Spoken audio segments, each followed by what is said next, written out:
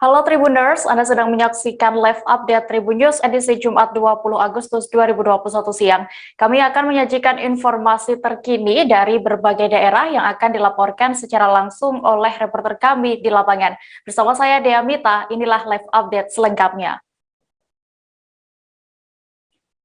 Kita menuju ke berita pertama Tribuners. Kejaksaan Negeri Sanggau melaksanakan pemusnahan barang bukti yang telah berkekuatan hukum tetap atau inkrah tahun 2021 di kantor Kejaksaan Negeri Sanggau, Kabupaten Sanggau, Kalimantan Barat. Kegiatan dihadiri oleh Kajari Sanggau, Tengku Firdaus, Wakil Bupati Sanggau Yohanes Ontot, Kasat Narkoba Polres Sanggau, perwakilan dari Kodim 1204 Sanggau, Kepala Instansi Vertikal di Kabupaten Sanggau, dan undangan lainnya. Kejari Sanggau Tengku Firdaus menyampaikan bahwa melaksanakan pemusnahan barang bukti ini sudah memperoleh berkekuatan hukum tetap atas putusan Pengadilan Negeri Sanggau periode Juli 2020 sampai Juli 2021.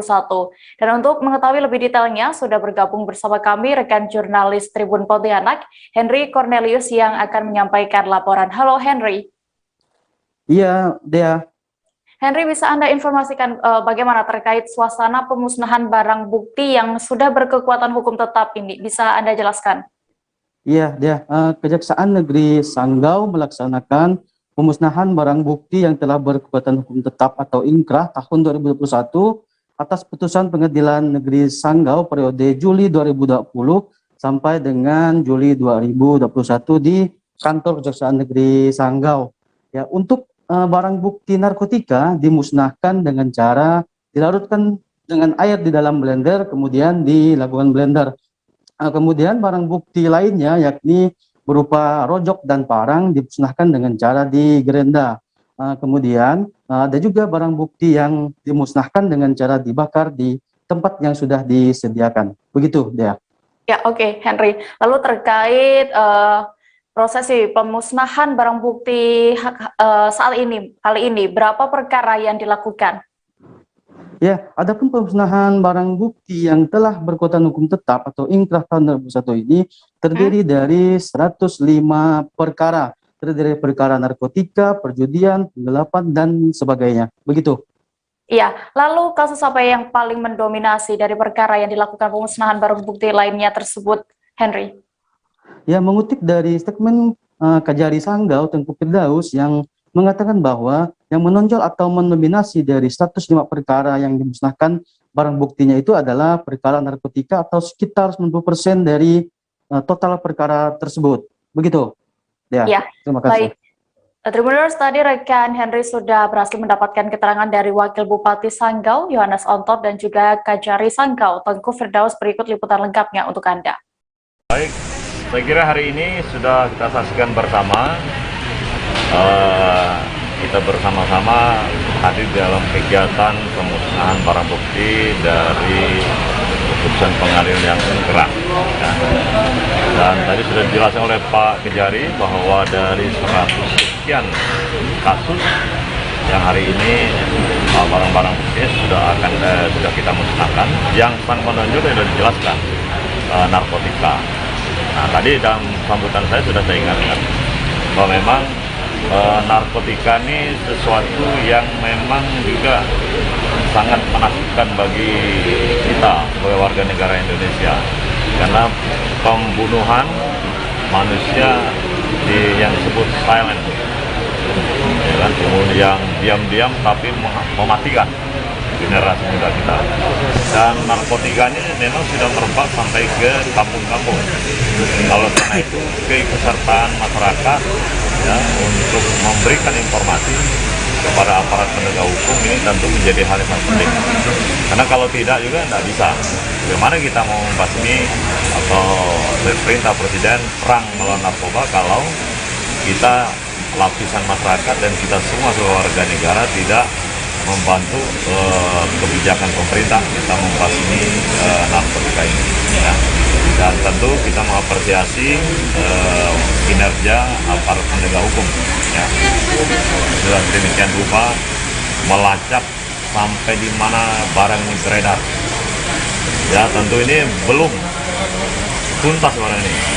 Kita terus menerus ya, karena KBNK-nya ada di sini untuk kerjasama dengan aparat kepolisian ya untuk dan masyarakat untuk kita terus. Pemusnahan narkotika hari ini merupakan barang bukti yang telah disisihkan ya dari proses penyidikan dari teman-teman penyidik Polres Sanggau.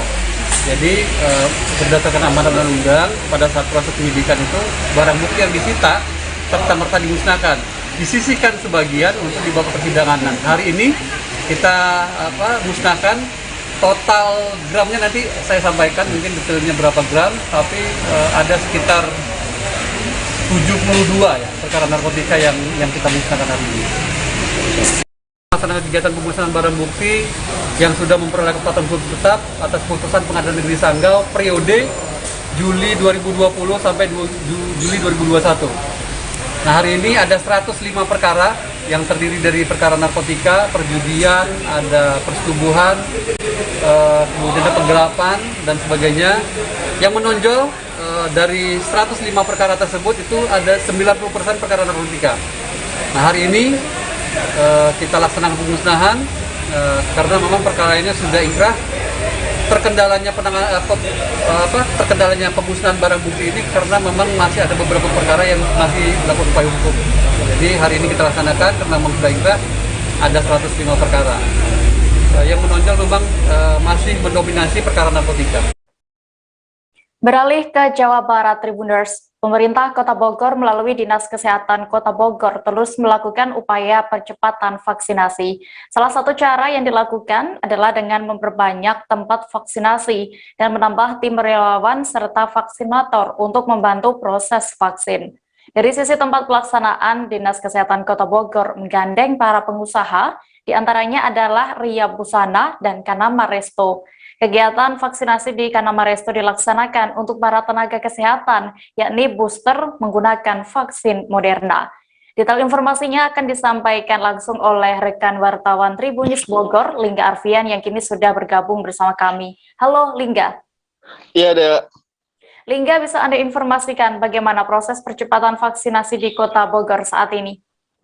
Iya, Dea, dan rekan-rekan Tribuners, seperti diketahui pemerintah pusat melalui Kementerian Kesehatan terus menggencarkan vaksinasi dan mendorong percepatan vaksinasi di wilayah-wilayah. Mendapati itu, pemerintah Kota Bogor melalui Dinas Kesehatan Kota Bogor terus melakukan percepatan vaksinasi dengan menambah sentra-sentra vaksin yang ada di Kota Bogor.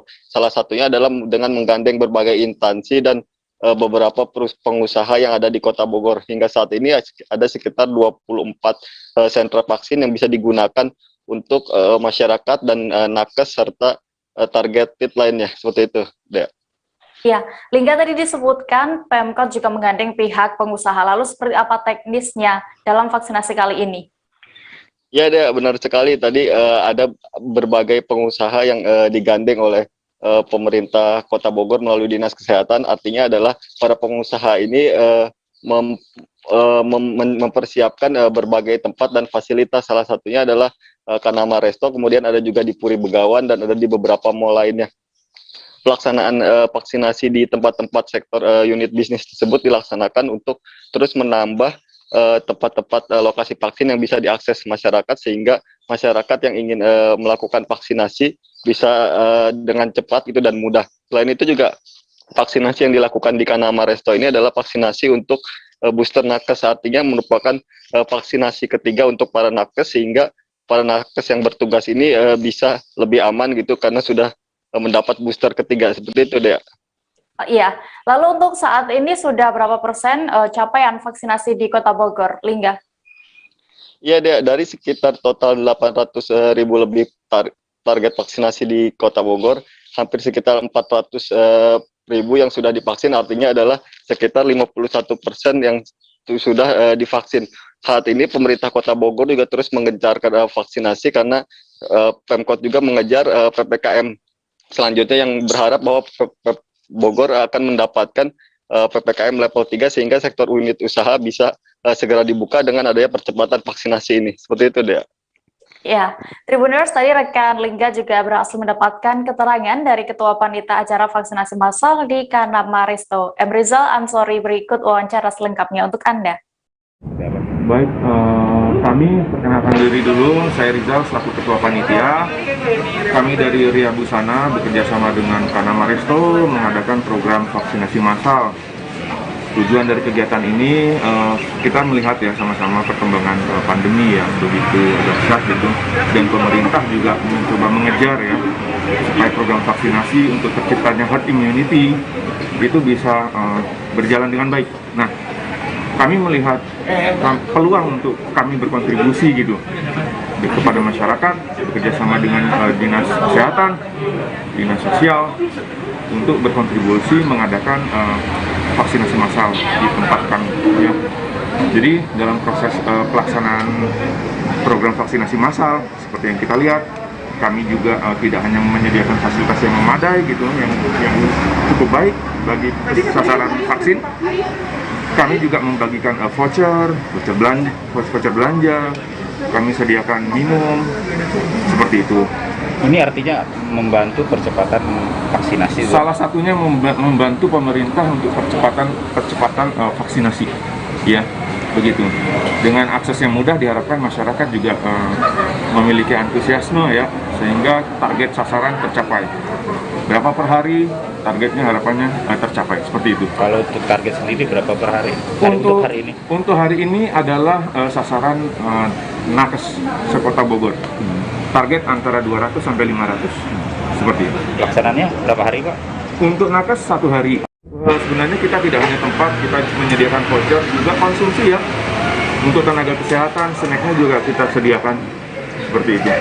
Nah, kami tergerak ya bagian dari kita sama-sama peduli lah. Ini pandemi ya. Kementerian Kesehatan atau Kemenkes RI telah menetapkan batas biaya tertinggi swab reverse transcription polymerase chain reaction atau RT-PCR. Sejumlah rumah sakit yang ada di Kota Kendari pun kini menurunkan tarif pemeriksaan PCR. Dan satu di antaranya ada di Rumah Sakit Angkatan Darat atau RSAD Dr. R. Ismoyo Korem 143 Haluleo Kendari. Kini rumah sakit itu menetapkan tarif pemeriksaan PCR seharga Rp525.000. Kabar selengkapnya akan disampaikan rekan wartawan dari Tribun News Sultra, Amelda Devi, yang kini sudah terhubung bersama kami. Halo Amel. Halo ya. Iya, Amel, bisa Anda informasikan berapa tarif pemeriksaan PCR sebelumnya di beberapa rumah sakit di Kota Kendari, dan sejak kapan tarif ini kemudian diturunkan? Baik ya, berdasarkan informasi yang kami peroleh, tarif pemeriksaan PCR di beberapa rumah sakit, salah satunya di RS Korem, dan RS Korem itu sebelumnya menerapkan tarif sebesar 900.000 untuk sekali pemeriksaan deh. Begitupun dengan di RSUD Bahtera Mas, itu juga menerapkan tarif sebesar Rp900.000. Selain itu, selain rumah sakit, Kimia Farma Kendari juga menerapkan tarif PCR Rp900.000. Dan sejak 18 Agustus 2021, tarif pemeriksaan PCR di beberapa rumah sakit di Kota Kendari itu telah turun sebesar Rp525.000. Oke, Amel, lalu apakah masih ada rumah sakit di Kota Kendari yang belum menerapkan penurunan tarif pemeriksaan PCR seperti yang diinstruksikan oleh Kemenkes? Baik ya, hingga hari ini berdasarkan pantauan wartawan Tribun News Sultra di Kota Kendari, kami belum mendapatkan rumah sakit maupun instansi yang menerapkan tarif pemeriksaan PCR ini belum turun. Hingga kini beberapa informasi yang kami dapat, semuanya telah menurunkan tarif tersebut sesuai dengan Kemenkes. Oke, lalu apakah akan ada sanksi jika nanti ada instansi atau pihak yang tidak menerapkan penurunan harga PCR ini, Amel?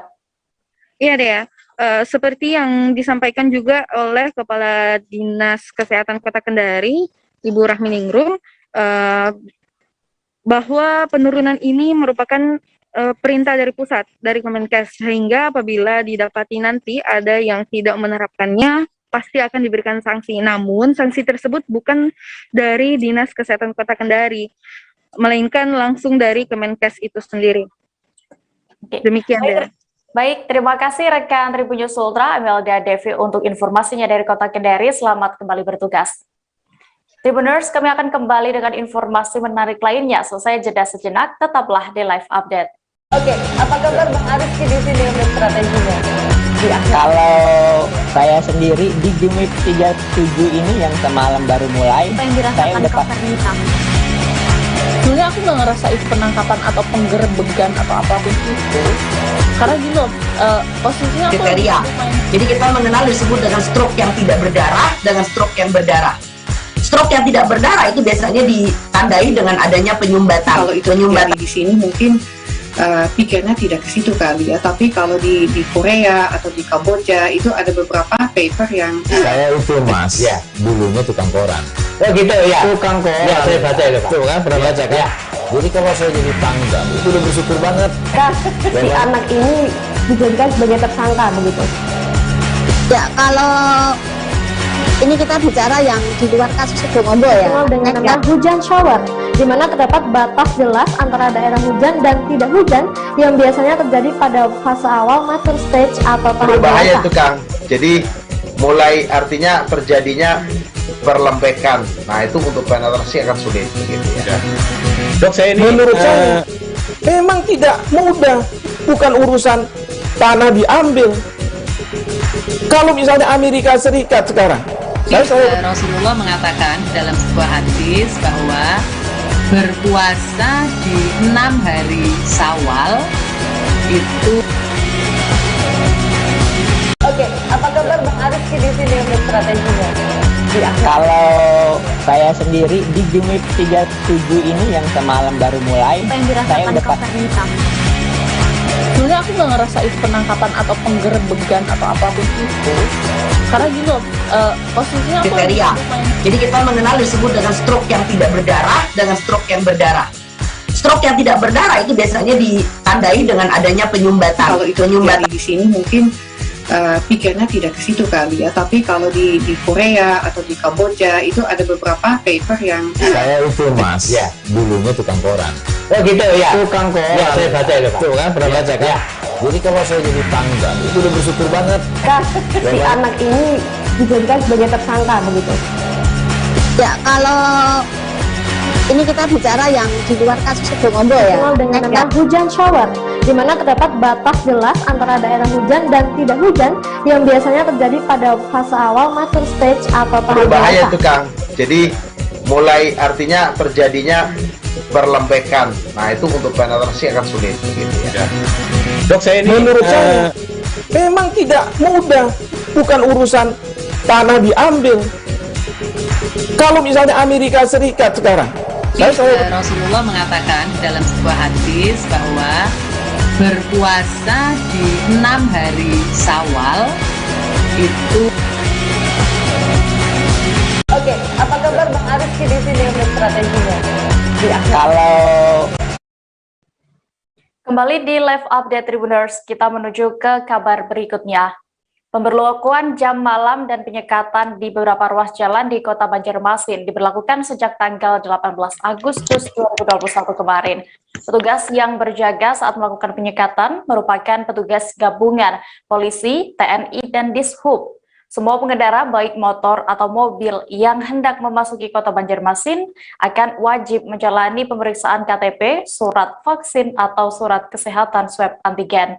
Bagi pengendara yang tidak melengkapi surat yang sudah ditetapkan sebagai aturan selama PPKM level 4 akan diminta petugas untuk putar balik.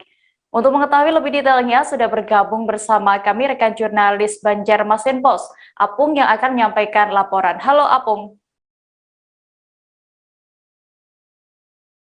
Halo, Apung bisa mendengar saya?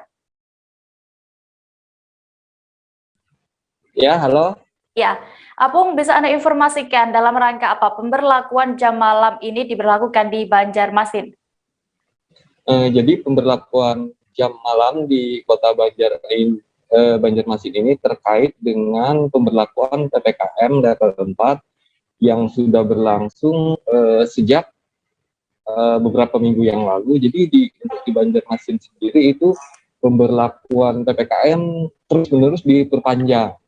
Nah, jadi saat pemberlakuan PPKM untuk di bulan Agustus ini, sepertinya di Kota Banjarmasin juga diberlakukan penyekatan sejumlah ruas jalan yang ada di pusat kota serta jalur masuk ke ibu kota provinsi Kalimantan Selatan di Kota Banjarmasin, serta pemberlakuan jam malam yang diberlakukan itu dari jam 9 malam sampai jam 6 pagi.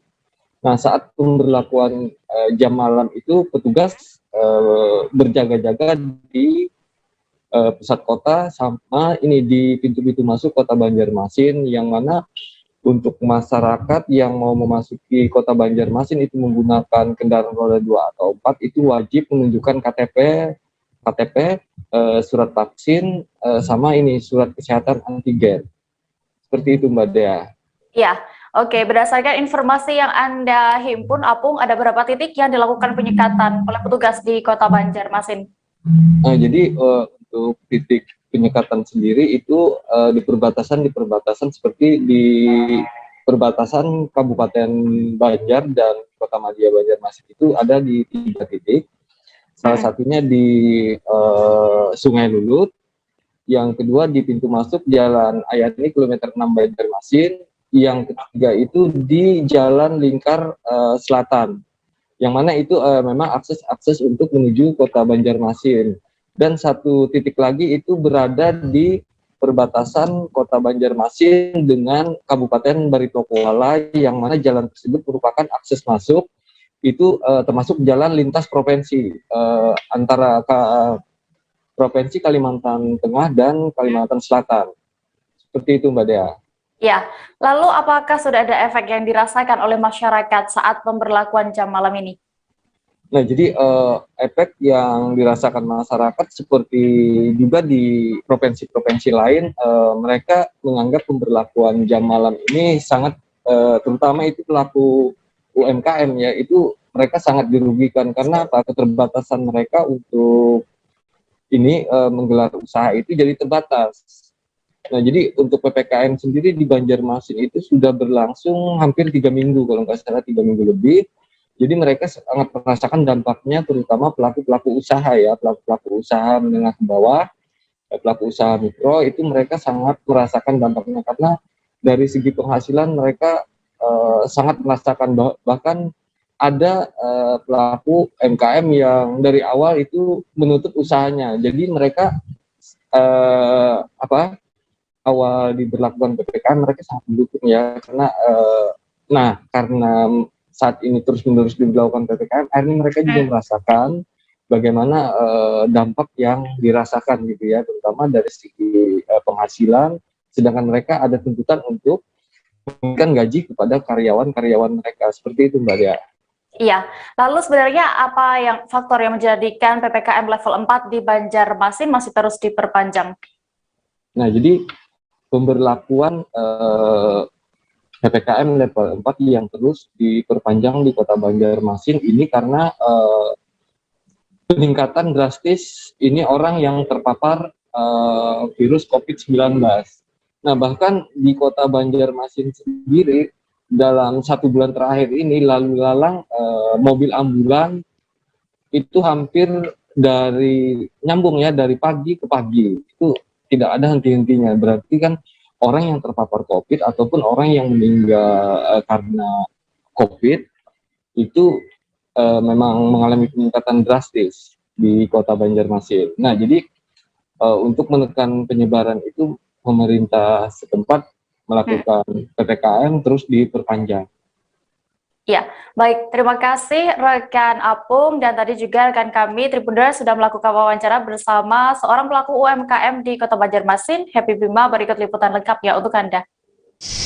Nah, di depan saya ada salah satu pelaku UMKM di Kota Banjarmasin yang akan memberikan sedikit komentar terkait pelaksanaan PPKM hingga menerapkan sistem jam malam di Kota Banjarmasin.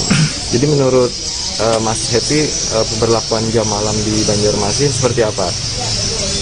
Ya, menurut saya kalau pemberlakuan jam malam untuk pelaku usaha itu menjadi rancu ya kalau di Kota Banjarmasin, karena ya mungkin di kota-kota lain juga peraturan jam malam itu untuk apa gitu ya.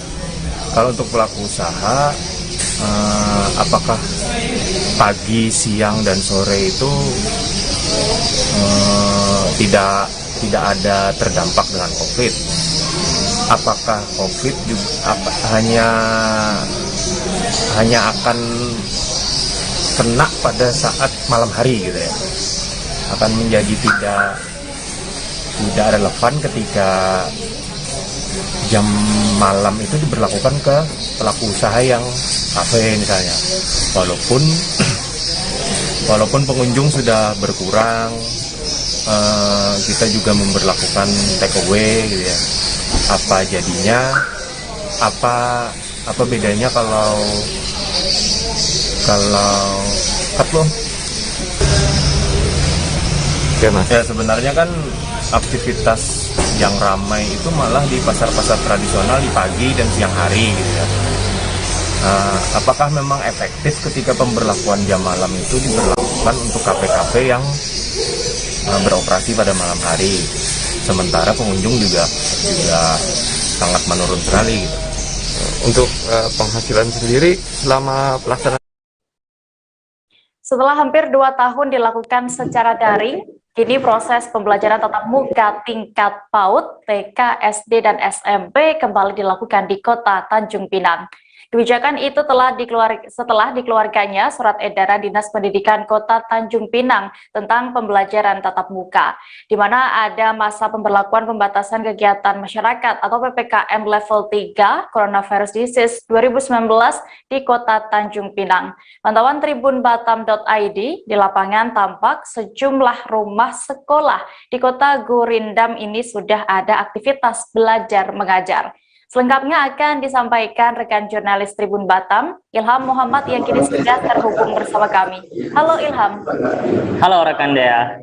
Ya, Ilham, bisa Anda informasikan sejak kapan percobaan pemberlakuan tatap muka atau PTM di Kota Tanjung Pinang ini dilakukan? Baik, terima kasih rekan Dea. Jadi bahwa pembelajaran tatap muka di tingkat TK, PAUD, SD, dan SMP di Tanjung Pinang ini sudah mulai dilaksanakan sejak hari ini, tanggal 20 Agustus 2021. Nah, kebijakan ini tercantum dalam surat edaran dari Wali Kota Tanjung Pinang melalui Dinas Pendidikan Kota Tanjung Pinang tentang pembelajaran tatap muka ataupun PTM pada masa pemberlakuan pembatasan kegiatan masyarakat PPKM level 3 Coronavirus di Kota Tanjung Pinang. Nah, dalam surat edaran tersebut juga dijelaskan bahwa pembelajaran tatap muka akan berlangsung sampai dengan tanggal 23 Agustus 2021. Ya, lalu bagaimana suasana hari pertama diberlakukan PTM ini di Tanjung Pinang, serta juga bagaimana dengan respon orang tua dan peserta didik yang mengikuti PTM ini? Oke, baik rekan Dea. Jadi pantauan yang kita lakukan di lapangan tadi pagi bahwa sejumlah rumah sekolah juga sudah tampak ada aktivitas dari belajar mengajar. Salah satu di antaranya adalah di Sekolah Menengah Pertama SMP Negeri 7 Tanjung Pinang. Nah, di sana terlihat sekolah itu menerapkan protokol kesehatan yang ketat dan juga di mana pintu gerbang masuk sekolah itu dijaga oleh security. Dan sebelum siswa memasuki sekolah itu diwajibkan untuk melakukan mencuci tangan, menggunakan masker dan juga pengecekan suhu tubuh begitu. Nah, sedangkan di depan pintu itu terlihat puluhan dari orang tua siswa mendatangi sekolah untuk mengantar serta menjemput anaknya untuk melakukan proses pembelajaran tatap muka. Nah, salah satu di antaranya orang tua itu adalah ada Bu Siti, di mana dia mengaku kembali dilaksanakannya PTM ataupun pembelajaran tatap muka ini dia sangat merasa senang tentunya karena dia merasa sangat terbantu. Menurutnya pembelajaran tatap muka jauh lebih efektif ketimbang dengan pembelajaran secara daring. Pasalnya belajar dengan tatap muka dapat berinteraksi langsung antara siswa dan juga dengan guru, sehingga penangkapan dari pelajaran lebih mudah, begitu. Iya, lalu Ilham, berdasarkan informasi yang Anda terima, bagaimana dengan ketentuan dalam pelaksanaan pembelajaran tatap muka di Tanjung Pinang? Oke, baik rekan Dea. terkait dengan ketentuan pelaksanaan pembelajaran tatap muka, tadi kita sudah sempat melakukan wawancara sedikit bersama wakil kepala sekolah dari SMP Negeri 7 Tanjung Pinang. Dia menjelaskan bahwa dalam pelaksanaan pembelajaran tatap muka ini pihaknya menerapkan protokol kesehatan yang sangat ketat, di mana seperti yang saya sampaikan di awal dan juga yang saya pantau di lapangan bahwa di pintu masuk itu dijaga oleh seorang security dan juga setiap peserta didik maupun masyarakat yang lainnya ataupun guru itu harus menerapkan protokol kesehatan seperti mencuci tangan terlebih dahulu dan juga menggunakan masker dan pengecekan suhu tubuh. Nah, selain itu di dalam pelaksanaannya juga menurut dari wakil kepala sekolah Adriana ini bahwa pengakuannya di hari pertama proses pembelajaran tatap muka itu antusias dari peserta didik sangat luar biasa.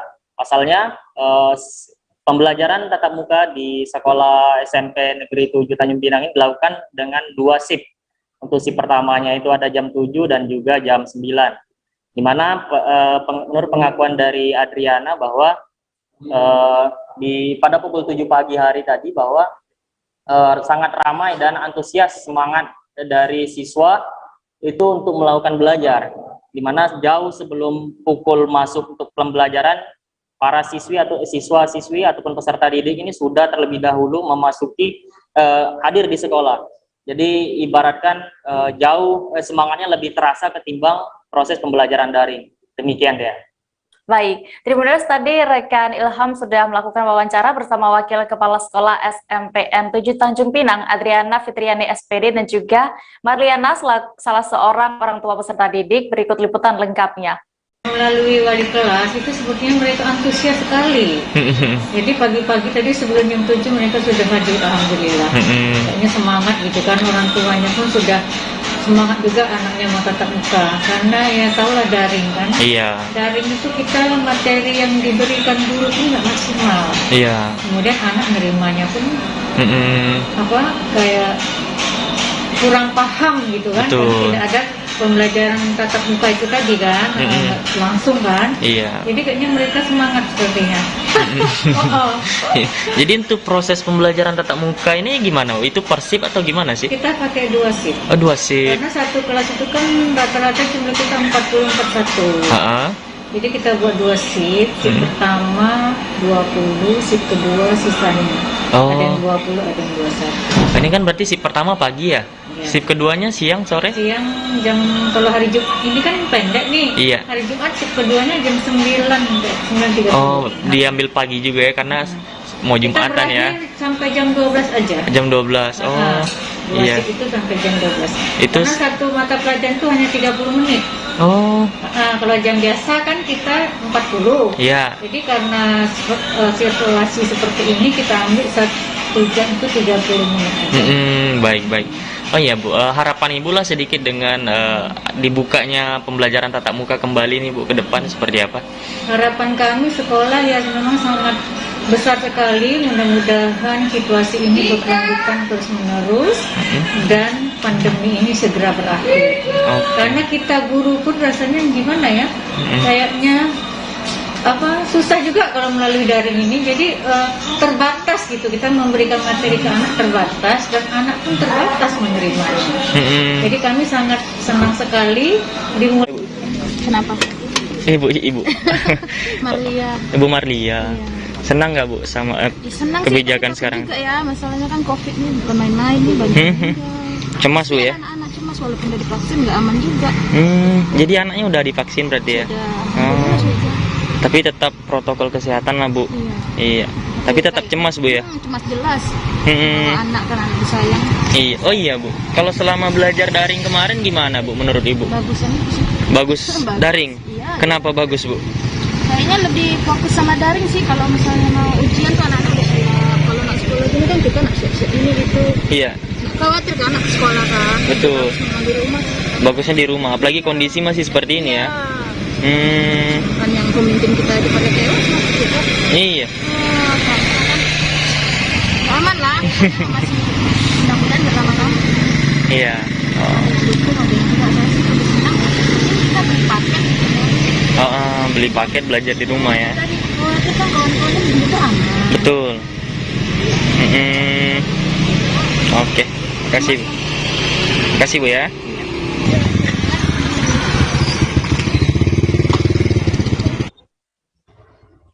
Putri sulung Gubernur Sumatera Selatan Herman Deru Perjalian Puri meninggal dunia pada Kamis 19 Agustus kemarin.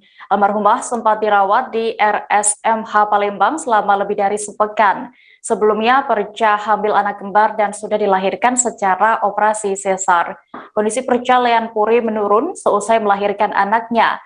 Sebelumnya juga Perja sempat terpapar COVID-19, namun saat meninggal sudah dinyatakan negatif COVID-19 pada 18 Agustus 2021. Informasi lengkapnya akan disampaikan oleh rekan jurnalis Tribun Sumsel, Linda Trisnawati yang kini sudah tersambung bersama kami. Halo Linda. Ya, halo Dea. Linda, bisa diceritakan bagaimana sebenarnya kronologi lengkap meninggalnya putri sulung dari Gubernur Sumsel Herman Deru? Ya, Dea. Perjalian Puri merupakan putri sulung Gubernur Sumsel Herman Deru meninggal dunia pada Kamis 17.45 WIB di RSMH Palembang. Perca sempat dirawat di RSMH Palembang selama lebih dari sepekan. Sebelumnya Perca juga hamil anak kembar dan sudah dilahirkan secara operasi sesar pada tanggal 16 Agustus. Anaknya sehat, putra dan putri. Terus diketahui juga bahwa Perjalian Puri mendapatkan perawatan intensif dari RSMH Palembang. Kondisi Perca sendiri menurun seusai melahirkan. Sebelumnya Perca juga sempat dinyatakan positif COVID-19, namun saat sebelum meninggal dinyatakan negatif COVID dengan hasil PCR keluar pada 18 Agustus 2021 dan dinyatakan negatif. Untuk itu pemakamannya dilakukan secara non-COVID atau secara biasa. Begitu Dea. Ya, lalu apakah jenazah dari Perca kini sudah dimakamkan? Ya, Dea, tadi siang kurang lebih pukul 10 waktu Indonesia Barat, jenazah almarhumah Perca sudah dikebumikan di pemakaman keluarga yang ada di Gandus, Kota Palembang. Begitu, Dea. Ya, Linda, lalu bagaimana berdasarkan informasi yang Anda terima sebenarnya sosok dari Perjalian Puri ini? Oke, Perjalian Puri ini merupakan anak sulung dari Gubernur Sumsel Herman Deru. Perca lahir di Belitang, di Oku Timur pada 24 Juni 1986. Perca merupakan anggota DPR RI periode 2019-2024. Dia dari fraksi Partai Nasdem untuk Dapil Sumatera Selatan 2. Sebelumnya Perca juga pernah menjabat sebagai anggota DPR RI pada periode 2009 sampai 2017. Perca juga merupakan duta literasi Sumsel sejak tahun 2018. Perca memiliki suami yang bernama Syamsuddin Ishak. Ia merupakan direktur utama dari Rumah Sakit Umum Daerah Provinsi Sumatera di Siti Fatimah. Begitu, Dea. Ya, baik. Tribuners, tadi rekan Linda sudah melakukan wawancara bersama PLH Sekretaris Daerah Provinsi Sumsel Ahmad Najib. Berikut liputannya untuk Anda. Ini Pak, bisa langsung dipaparkan Pak untuk rencana acara ini? Innalillahi wa inna ilaihi raji'un. Telah berpulang ke rahmatullah Ibunda Haja Perjalian Puri Herman Deru pada hari ini pukul lebih kurang 17.35 di Rumah Sakit Muhammad Hussein.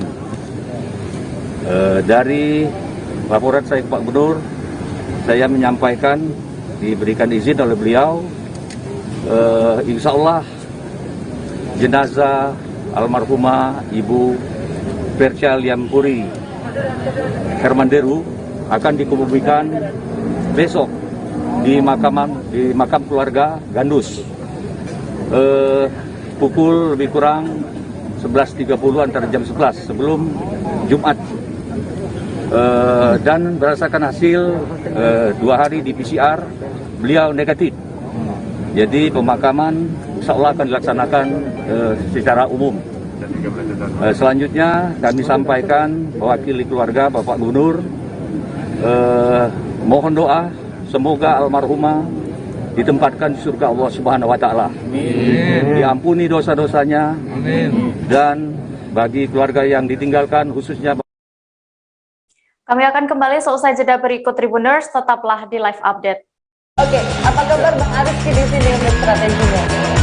Kalau saya sendiri di Jumip 37 ini yang semalam baru mulai, saya udah Sebenarnya aku nggak ngerasa itu penangkapan atau penggerbegan atau apapun itu, karena gini loh, posisinya aku kriteria. Jadi kita mengenal disebut dengan stroke yang tidak berdarah dengan stroke yang berdarah. Stroke yang tidak berdarah itu biasanya ditandai dengan adanya penyumbatan. Kalau itu terjadi di sini mungkin pikirnya tidak ke situ kali ya, tapi kalau di Korea atau di Kamboja itu ada beberapa paper yang Saya itu mas, ya dulunya tukang koran. Oh gitu ya. Tukang koran. Ya, saya baca itu Pak. Tuh kan, pernah baca kan? Ya. Jadi kalau saya jadi pangdam itu udah bersyukur banget. Si anak ini dijadikan sebagai tersangka begitu.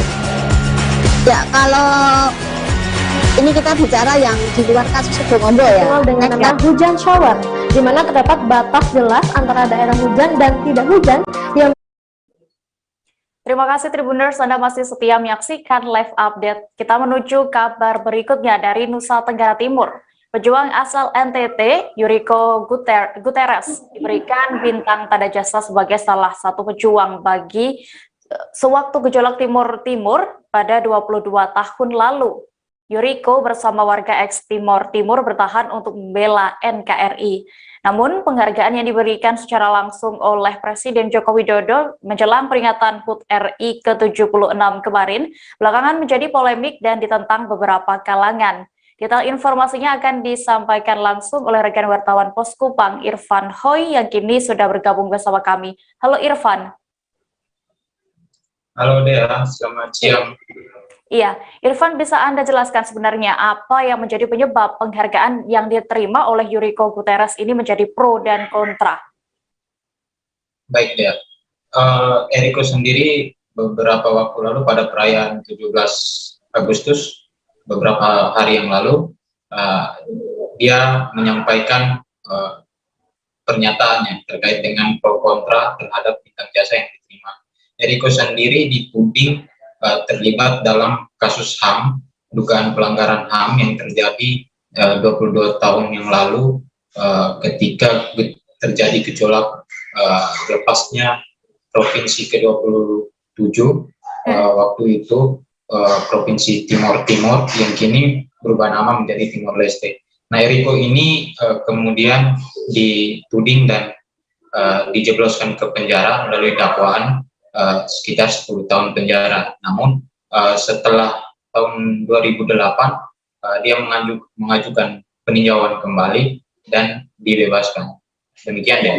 Ya, lalu bagaimana dengan tanggapan Eriko sendiri terkait penghargaan yang diterimanya dari Jokowi yang malah berujung polemik ini, Irfan? Baik ya. Untuk tanggapan dari Eriko sendiri, usai apel perayaan kemarin dia menyampaikan bahwa hal tersebut merupakan hal yang biasa baginya.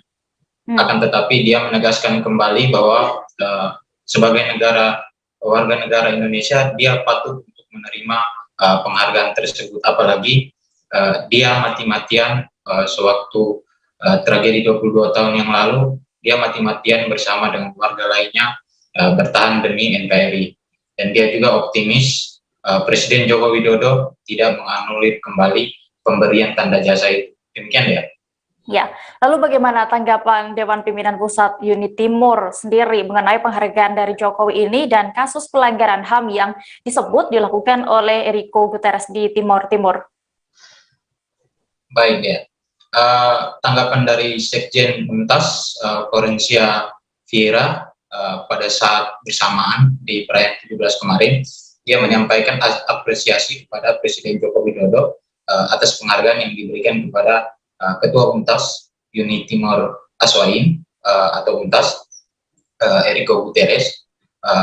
Bagi mereka penghargaan itu sepadan dengan perjuangan mereka ketika bertahan dan rela mati demi NKRI. Nah, mereka juga menyampaikan bahwa apa yang dituduhkan berkaitan dengan pelanggaran HAM itu telah terbantahkan melalui peninjauan kembali. Dan penghargaan itu juga berdasarkan pada keputusan Undang-Undang Nomor 20 tahun 2009 tentang tanda jasa dan juga penghormatan yang diberikan oleh negara, sehingga mereka juga optimis Presiden Joko Widodo telah memberikan hal yang paling tepat bagi ketua mereka Enrico Guterres. Demikian ya. Ya, Tribuners, tadi rekan Irfan sudah berhasil mendapatkan keterangan dari Ketua UNTAS, Enrico Guterres. Berikut liputan lengkapnya untuk Anda. Oleh karena itu, dari hasil perjuangan yang begitu panjang, begitu melelahkan, ternyata tanggal 28 bulan Juli 2021 ketika saya ada di Soe, saya dihubungi oleh salah satu anggota dari Sekretariat Militer Kepresidenan, Letkol Sandi namanya, menyampaikan kepada saya bahwa setiap tanggal 17 Agustus 1945, detik-detik proklamasi, ada tradisi di mana pemerintah, di mana negara memberikan tanda jasa sebelum upacara tanggal 17 dimulai, dan salah satunya adalah Enrico Guterres. Dan waktu itu saya juga tidak kasih tahu sama keluarga, tidak kasih tahu sama Sekjen UNTAS, tidak kasih tahu juga sama Sekjen Forum, dan juga semua keluarga, karena saya juga antara percaya dan tidak percaya. Tapi pada tanggal 31 Juli kemarin saya dihubungi lagi dan diberitahu apa yang harus saya siapkan, apa yang harus saya lakukan, dan saya kemudian berangkat tanggal 7 Agustus. Saya tiba di Jakarta dan tanggal 10 saya masuk di hotel yang disediakan oleh negara. Rombongan Mobile Training Team Security Force Assistance Brigade US Army menyambangi markas Kodam 9 Udayana di Denpasar, Bali. Kunjungan kehormatan tim MTT SFAB dipimpin oleh Kapten Eric Dion Curry dan diterima langsung oleh Pangdam 9 Udayana, Maijen TNI Maruli Simanjuntak di Hall Makodam 9 Udayana. Tim MTT SFAB US Army akan melakukan latihan militer bersama prajurit TNI Kodam 9 Udayana. Dalam kesempatan itu, Pangdam berharap baik TNI maupun US Army dapat saling belajar dan bekerja sama serta saling berbagi pengalaman. Kabar lengkapnya akan disampaikan rekan wartawan dari Tribun Bali, Adrian Amurwonegoro, yang kini sudah terhubung bersama kami. Halo Adrian. Halo, siang Dea. Iya, Adrian, bisa Anda informasikan seperti apa kunjungan US Army di markas Kodam 9 Udayana ini? Oke, baik Dea dan juga saudara, dapat saya laporkan bahwa tim Mobile Training Team Security Force Assistance Brigade atau tim MTT SFAB US Army atau Tentara Militer Amerika ini pada hari kemarin tiba di Pulau Bali dan langsung menyambangi markas Kodam Udayana yang berada di kota Denpasar.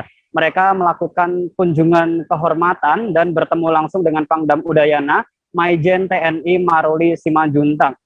Dan pada acara tersebut, mereka membahas sejumlah hal berkaitan dengan rencana atau planning diskusi terkait agenda selama 2 pekan ke depan melakukan latihan militer di Pulau Bali ini. Ya. Ya, lalu berdasarkan pantauan Anda, bagaimana rangkaian kegiatan US Army selama di Bali?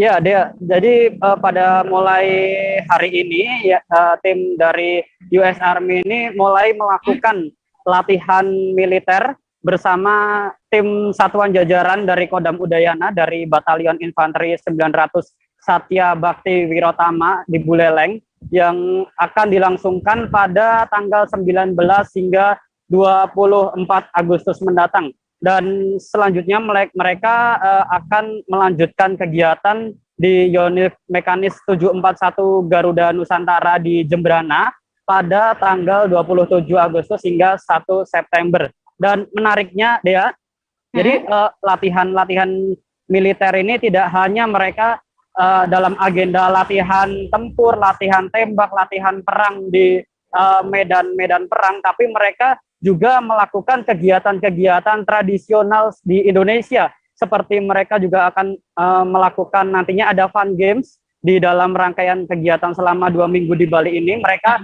melakukan seperti lomba bakia, kemudian lomba tarik tambang, dan juga kegiatan-kegiatan tradisi budaya lainnya. Jadi tidak hanya latihan militer saja, tetapi alasan dipilihnya wilayah Bali untuk latihan bersama ini juga turut mengenalkan potensi-potensi wisata dari Pulau Bali sendiri, Dea. Iya, oke. Lalu sebenarnya apa tujuan dari latihan bersama kali ini, Adrian? Ya, Dea, dan juga saudara, dapat saya jelaskan terkait sebenarnya apa sih tujuan dari tim tentara militer Amerika ini berkunjung dan berlatih bersama di Bali. Dan ini dapat saya jelaskan bahwa tadi baru saja saya sempat berbincang dengan Pangdam Udayana Maijen TNI Maruli Simanjuntak di media center yang tepat berada di belakang saya, bahwa Maijen TNI Maruli menjelaskan bahwa latihan ini bukan bersifat yang latihan-latihan besar atau formal, akan tetapi juga diisi dengan kegiatan-kegiatan tradisi budaya dan pengenalan potensi budaya yang ada di wilayah Bali. Jadi mereka pada intinya tujuan mereka adalah dengan prajurit dari Kodam Udayana ini, mereka dari US Army adalah pasukan-pasukan atau personel-personel terpilih yang ditugaskan memiliki kemampuan khusus untuk memberikan pengalaman atau pelatihan bagi satuan jajaran TNI di Indonesia, salah satunya di Kodam Udayana ini. Sebab ini kegiatan yang ada di Bali ini juga merupakan rangkaian kegiatan yang sebelumnya dilakukan di Sulawesi Utara, ya. Dan dapat saya jelaskan bahwa bagi Pangdam ini merupakan sebuah harapan atau momentum dari prajurit-prajurit TNI di Batalion Infanteri yang merupakan kesempatan emas untuk berlatih langsung dengan prajurit-prajurit khusus dari tentara militer Amerika ini. Mereka juga akan sharing seperti apa teknik perang, teknik dan pengalaman-pengalaman dalam bertempur seperti latihan tembak, latihan tempur, latihan menggunakan pistol hingga perencanaan operasi, Dea. Oke, baik Tribuners, tadi Adrian juga sudah mendapatkan keterangan dari Pangdam 9 Udayana Maijen TNI Maruli Simanjuntak. Berikut liputan lengkapnya untuk Anda. And welcome to Kodam 9 Udayana. Do you understand, you familiar with Kodam? Yeah. So we have 15 Kodam in Indonesia, 15 area. So Kodam 9, Kodam 9 Udayana. We have 3 provinces here. Bali, East Nusa Tenggara, and West Nusa Tenggara. So I'm trying to find the map. So I thought you guys understand already about Kodam. So yeah, let's maybe informal maybe we can talk a little bit about the Kodam. So Bali, one of the provinces of Kodam 9 Udayana, is very famous as a land of God here. So people said when you land here, before you land here, you feel like holiday in Bali. Yeah. So I told them that because you know Dubai, they burn things for rain. Yeah, Dupa. So they burn. It's like Hindus people. They have stick and they burn, and the smoke fly. Maybe the things change our what is that called? Our thing to feel like holiday here.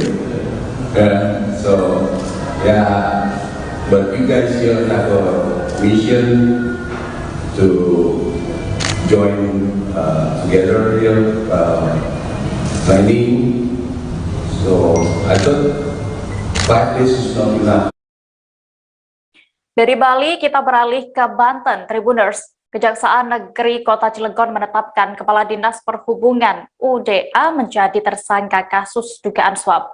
Udah ditetapkan sebagai tersangka karena diduga menerima suap senilai 530 juta rupiah untuk keperluan atau syarat penerbitan surat pengelolaan tempat parkir.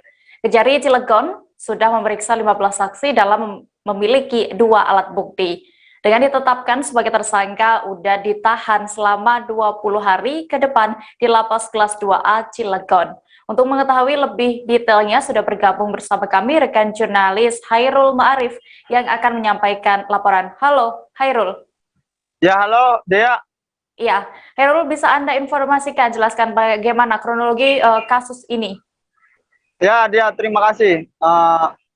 Dapat saya sampaikan kasus ini, Kepala Dinas Perhubungan Kota Cilegon ini yang berinisial UDA awalnya merupakan seorang saksi dari kasus yang sama, tetapi setelah dilakukan pemeriksaan oleh Kejari Cilegon, selama hampir sekitar 1 bulan belakangan ini pemeriksaan berlangsung, akhirnya UDA ini ditetapkan sebagai tersangka pada Kamis kemarin saat waktu sore hari sekitar pukul 16.30 Dea.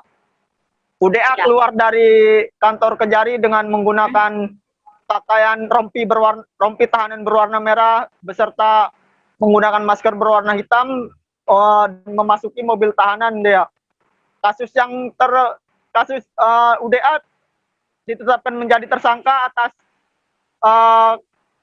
kasus terkait izin pengelolaan surat pengelola tempat parkir yang ada di Pasar Keranggot, Kelurahan Sukmajaya, Kecamatan Jombang, Kota Cilegon. Jadi UDA ini menerima suap senilai sekitar 530 juta rupiah untuk memberikan izin surat pengelolaan tempat parkir Pasar Keranggot kepada pihak swasta. Begitu Dea. Iya, Hairul, lalu apa pasal yang menjerat dari tersangka UDA ini dan berapa ancaman hukumannya? Pasal yang menjerat UDA ini ada 2 atau masih fleksibel di antara 2 pasal ini Dea, yaitu pasal 12 huruf A nomor 20 tahun 2001 perubahan atas UU Undang-Undang nomor 31 tahun 1999 tentang tindak pidana korupsi, atau pasal 11 Undang-Undang atau pasal 11 Undang-Undang tahun 2001 perubahan atas Undang-Undang nomor 31 tahun 1999. Ancaman hukumannya untuk UDA ini minimal 4 tahun dan maksimal 20 tahun kurungan penjara. Dea. Ya, baik. Terima kasih rekan jurnalis Tribun Banter, Khairul Marif, untuk laporannya. Selamat kembali bertugas. Tribuners, seorang personel Polda Sumatera Utara meninggal dunia seusai ditembak menggunakan pistolnya sendiri. Selengkapnya seusai jeda sejenak, tetaplah di Live Update. Oke, apa kabar Bang Ariski di sini untuk strateginya? Ya, kalau saya sendiri di Jumip 37 ini yang semalam baru mulai, saya udah Sebenarnya aku nggak ngerasa itu penangkapan atau penggerebegan atau apapun itu, karena gini loh, posisinya aku kriteria. Jadi kita mengenal disebut dengan stroke yang tidak berdarah dengan stroke yang berdarah. Stroke yang tidak berdarah itu biasanya ditandai dengan adanya penyumbatan. Kalau itu terjadi di sini mungkin pikirnya tidak ke situ kali ya, tapi kalau di Korea atau di Kamboja itu ada beberapa paper yang saya itu Mas, ya dulunya tukang koran. Oh gitu ya, Tukang koran. Ya, saya baca itu Pak. Tuh kan, pernah baca kan? Jadi kalau saya jadi tanggal itu udah bersyukur banget. Si anak ini dijadikan sebagai tersangka begitu. Ya, kalau ini kita bicara yang di luar kasus Sibolombo ya. Dengan nama hujan shower, di mana terdapat batas jelas antara daerah hujan dan tidak hujan yang biasanya terjadi pada fase awal mature stage atau tahap berbahaya dewasa. itu Kang. Jadi mulai artinya terjadinya perlembekan. Nah itu untuk penetrasi akan sulit gitu ya.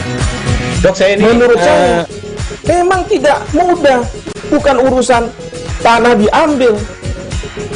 Kalau misalnya Amerika Serikat sekarang, Rasulullah mengatakan dalam sebuah hadis bahwa berpuasa di 6 hari Syawal itu. Oke, apa kabar Bang Ariski di sini untuk strateginya?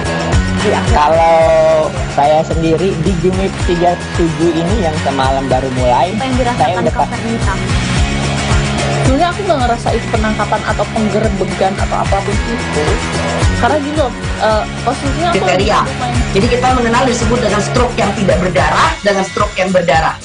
Stroke yang tidak berdarah itu biasanya ditandai dengan adanya penyumbatan. Kalau itu terjadi di sini mungkin pikirnya tidak ke situ kali ya, tapi kalau di Korea atau di Kamboja itu ada beberapa paper yang saya itu Mas, ya dulunya tukang koran. Oh gitu ya, Tukang koran. Ya, saya baca itu Pak. Tuh kan, pernah baca kan? Jadi kalau saya jadi tanggal itu udah bersyukur banget. Si anak ini dijadikan sebagai tersangka begitu. Ya, kalau ini kita bicara yang di luar kasus Sebongombo ya. Dengan nama hujan shower, di mana terdapat batas jelas antara daerah hujan dan tidak hujan yang biasanya terjadi pada fase awal mature stage atau tahap Berbahaya dewasa. itu Kang. Jadi mulai artinya terjadinya perlembekan. Nah itu untuk penetrasi akan sulit begitu ya. Dok, saya ini menurut saya memang tidak mudah, bukan urusan tanah diambil. Kalau misalnya Amerika Serikat sekarang, Rasulullah mengatakan dalam sebuah hadis bahwa berpuasa di 6 hari Syawal itu. Oke, apa kabar Bang Ariski di sini untuk strateginya? Kalau saya sendiri di Jumip 37 ini yang semalam baru mulai, saya udah pas. Sebenarnya aku nggak ngerasain penangkapan atau penggerebegan atau apapun itu, karena gini loh, posisinya aku Kriteria. Jadi kita mengenal disebut dengan stroke yang tidak berdarah dengan stroke yang berdarah. Stroke yang tidak berdarah itu biasanya ditandai dengan adanya penyumbatan. Kalau itu terjadi di sini mungkin pikirnya tidak ke situ kali ya, tapi kalau di Korea atau di Kamboja itu ada beberapa paper yang saya itu Mas, ya dulunya tukang koran. Oh gitu ya. Tukang koran. Ya, saya baca itu Pak. Tuh kan pernah baca kan? Ya. Jadi kalau saya jadi tanggal itu udah bersyukur banget. Si anak ini dijadikan sebagai tersangka begitu. Ya, kalau ini kita bicara yang di luar kasus Sebongombo ya. Dengan nama hujan shower, di mana terdapat batas jelas antara daerah hujan dan tidak hujan yang biasanya terjadi pada fase awal mature stage atau tahap Berbahaya dewasa. itu Kang. Jadi mulai artinya terjadinya perlembekan. Nah itu untuk penetrasi akan sulit begitu ya.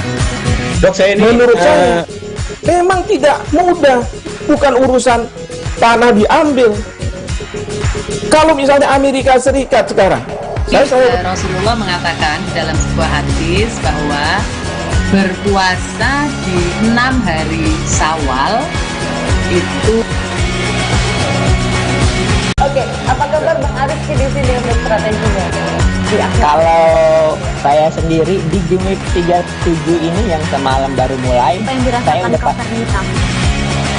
Sebenarnya aku nggak ngerasain penangkapan atau penggerebegan atau apapun itu, karena gini loh, posisinya aku Kriteria. Jadi kita mengenal disebut dengan stroke yang tidak berdarah dengan stroke yang berdarah. Stroke yang tidak berdarah itu biasanya ditandai dengan adanya penyumbatan. Kalau itu terjadi di sini mungkin pikirnya tidak ke situ kali ya, tapi kalau di Korea atau di Kamboja itu ada beberapa paper yang saya itu Mas, ya dulunya tukang koran. Oh gitu ya. Tukang koran. Ya, saya baca itu Pak. Tuh kan pernah baca kan? Ya. Jadi kalau saya jadi tanggal itu udah bersyukur banget. Si anak ini dijadikan sebagai tersangka begitu. Ya, kalau ini kita bicara yang di luar kasus Sebongombo ya. Dengan nama hujan shower, di mana terdapat batas jelas antara daerah hujan dan tidak hujan yang biasanya terjadi pada fase awal mature stage atau tahap Berbahaya dewasa. itu Kang. Jadi mulai artinya terjadinya perlembekan. Nah itu untuk penetrasi akan sulit begitu ya. Dok, saya ini menurut saya memang tidak mudah, bukan urusan tanah diambil. Kalau misalnya Amerika Serikat sekarang, Rasulullah mengatakan dalam sebuah hadis bahwa berpuasa di 6 hari Syawal itu. Oke, apa kabar Bang Ariski di sini untuk strateginya? Kalau saya sendiri di Jumip 37 ini yang semalam baru mulai, saya udah pas. Sebenarnya aku nggak ngerasain penangkapan atau penggerebegan atau apapun itu, karena gini loh, posisinya aku. Kriteria. Anda masih menyaksikan live update Tribuners. Kita beralih ke berita selanjutnya. Seorang anggota polisi yang bertugas di Direktorat Reserse Narkoba Polda Sumut, Aibtu Josmer Samsuwardi Manurung, berusia 44 tahun tewas ditembak menggunakan pistolnya sendiri. Penembakan terjadi di lokasi usaha peternakan bebek korban, Desa Bangun Sari Baru, Kecamatan Tanjung Morawa, Kabupaten Deli Serdang. Diketahui pelaku penembak yakni Yones Siondihon Nai Baho, berusia 20 tahun, tak lain merupakan saudaranya sendiri. Informasi yang dihimpun Pelaku juga merupakan pekerja yang selama ini mengurusi usaha ternak milik korban. Selengkapnya akan disampaikan rekan jurnalis Tribun Medan, Indra, yang kini sudah terhubung bersama kami. Halo Indra. Halo, Indra bisa mendengar saya? Ya, Indra, bisa Anda ceritakan bagaimana kronologi peristiwa penembakan terhadap Aibtu Josmer ini? Oke, terima kasih dia. Dapat saya laporkan bahwasanya peristiwa ini terjadi pada Rabu malam, tepatnya sekitar pukul 22 WIB. Jadi pada saat itu Aibtu Josmer Samsuardi Manurung sendiri baru selain merupakan personil Direktorat Reserse Narkoba Polda Sumut juga mempunyai usaha sampingan, yaitu usaha peternakan bebek yang informasi saya dapatkan sudah kurang lebih setahun ia jalani. Dan pada saat itu korban ini sendiri mendatangi tempat usahanya yang selama ini dijaga oleh pelaku, yaitu Jones Yandion Naibahu. Jadi pada saat itu karena korban ini sendiri sebelumnya sempat mengalami positif COVID, sehingga selama 2 minggu lamanya tidak mendatangi lokasi. Jadi ketika korban ini mendatangi lokasi setelah sembuh dari positif COVID, yang bersangkutan ini, maksud saya korban ini, melihat bahwasanya banyak ternak bebeknya yang bermatian. Selain itu juga hasil telur yang selama ini didapatkan juga berkurang. Seperti itu dia. Iya. Lalu kapan pelaku akhirnya berhasil ditangkap oleh pihak kepolisian?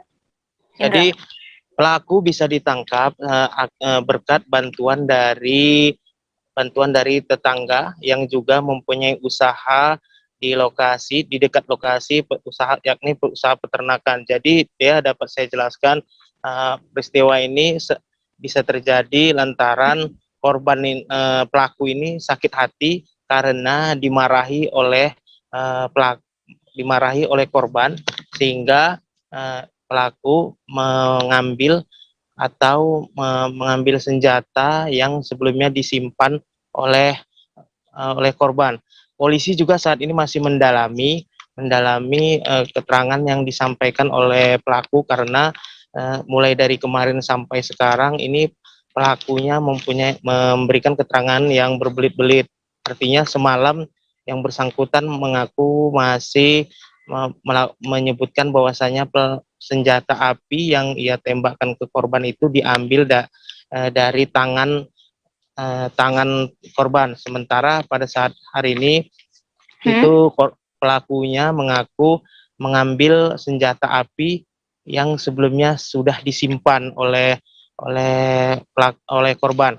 Jadi pelaku ini setelah melakukan penembakan, dia sempat mendatangi tetangganya untuk meminta bantuan agar jasad korban ini bisa dibuang. Namun saat itu tetangganya sendiri menolak untuk memberikan bantuan, dan sempat pelaku ini mengancam tetangganya dengan senjata api. Berkat adanya bantuan dari tetangga lain, ini pelaku bisa diamankan. Sebelumnya terlebih dahulu dilakukan pembujukan, namun saat itu pelaku awalnya memang sempat menolak, namun tidak lama kemudian masyarakat bisa membantu tetangga korban ini. Seperti itu dia. Ya, lalu Indra, apakah jenazah korban saat ini sudah dimakamkan? Ya, rencananya jasad Aibtu Josmer Samsuardi Manurung ini sendiri akan dimakamkan di kampung halamannya, yakni di Desa Seiblutu, Kecamatan Seibamban, Kabupaten Serdang Bedagai. Jadi rencananya pemakaman akan dilakukan hari ini sore ini, dan pemakaman ini jauh dari tempat di mana korban ini tinggal. Seperti itu dia. Dapat saya tambahkan juga bahwasanya korban ini meninggalkan 2 orang anak perempuan yang masih kecil-kecil dan 1 istri. Istrinya atas nama Erni Siregar sendiri saat ini kondisinya sedang mengandung. Iya, baik. Tribuners, tadi rekan Indra sudah berhasil melakukan wawancara bersama seorang saksi bernama Supriyadi. Berikut wawancara selengkapnya untuk Anda. Pelaku itu bang sempat datang ke sini katanya bang, gitu bang? Iya bang. Ya, dia datang ke rumah ini ngapain bang? Minta tolong dia antara abangnya. Abang yang polisi? Iya, udah ketembak. Gitu. Terus yang abang lakukan setelah itu apa? Setelah itu saya terkejut kan, melihat dia silap. Saya langsung masuk rumah, saya kunci. Dari situlah terus digedor, panggil-panggil saya. Gak lama dipecahkan jendela itu lah. Waktu manggil abang dia masih bawa senjata atau apa? Cuma ditas.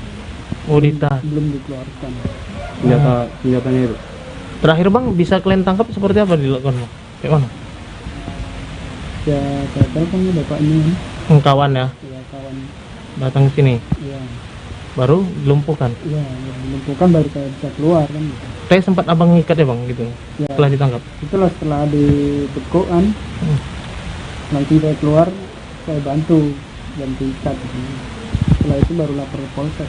Bang, kalau ini tempat usaha bebek ini memang punya korban bang? Iya. Kalau pelaku itu sebagai apa di sini? Pekerjanya? Dia cuma sendiri ya bang? Iya. Berapa kali letusannya bang terdengar bang? Satu kali. Satu kali. Beralih ke kabar berikutnya. Kecelakaan yang melibatkan anggota Satlantas Polres Sorolangun dengan pengendara mobil Avanza viral di media sosial. Kecelakaan tersebut diketahui terjadi di Simpang Jambi, Sorolangun. Dari video yang beredar di media sosial, tampak seorang anggota polisi yang mengendarai motor ditabrak mobil hingga terjatuh. Anggota polisi itu kemudian menyuruh pengendara mobil untuk jongkok. Tak lama kemudian, rekan oknum polisi pun datang dan diduga menendang pengendara tersebut. Selengkapnya akan disampaikan rekan jurnalis Tribun Jambi, Rifani Halim, yang kini sudah terhubung bersama kami. Halo Rifani. Oke Dea, terima kasih Dea. Rifani, bisa Anda ceritakan detailnya terkait kapan sebenarnya kecelakaan ini terjadi? Oke Dea, kecelakaan lalu lintas yang terjadi antara satu buah mobil Avanza dengan Satuan Lantas Polres Sorolangun ini terjadi di Simpang Jambi pada Kamis pagi. Nah, pada Kamis pagi, Satlantas Polres Sorolangun melakukan pengaturan jalan dan mengecek surat-surat kendaraan dari pelaku penabrak Avanza tersebut. Nah, namun Avanza tersebut lari dan dikejar oleh Satlantas Polres Sorolangun hingga menyebabkan kecelakaan tersebut. Itu dia. Iya. Lalu sebenarnya bagaimana keadaan pengendara dan korban saat itu? Nah, untuk pengendara dan korban, pengakuan dari Kasat Lantas Polres Sorolangun, AKP Jalil Sidabutar, mengakui bahwa pada saat kejadian tersebut, anggota Satlantas Polres Sorolangun saat diserempet, disenggol, langsung meloncat. Tidak terjadi luka-luka di satu anggota Satlantas tersebut. Setelah dia meloncat dan langsung menyuruh pengendara dari Avanza tersebut keluar dan disuruh untuk jongkok. Nah, kemudian dilakukan pemeriksaan. Gitu dia. Iya. Lalu apakah ada tindakan yang dilakukan oleh pihak kepolisian? Nah, dari video yang kita dapat amati, dari video yang viral tersebut, kita dapat melihat ada dugaan di situ bahwa salah satu rekan dari korban yang ditabrak ini menendang dari pembawa mobil Avanza tersebut, ya. Iya. Lalu Rifani, bagaimana status dari pengendara? Apakah dilakukan penahanan atau yang lainnya? Oke Dea, menurut dari Kasat Lantas Polres Sorolangun, pengendara tersebut tidak dilakukan penahanan, hanya diperiksa oleh Satuan Lantas Polres Sorolangun. Apakah dia melakukan keteledoran dan surat-surat menyurat, apakah dia dalam pengaruh alkohol atau tidak. Namun ketika dicek, dia tidak dibawa pengaruh apapun, hanya saja dia tidak membawa surat-surat dan identitas yang lengkap. Nah, ketika dia dicek, dia hanya membawa KTP dengan alamat di Sumatera Selatan, yang tepat itu di Kabupaten Sirawas Utara. Begitu Ya. dia. Baik, terima kasih rekan Tribun Jambi, Rifani Halim untuk laporannya. Selamat kembali bertugas.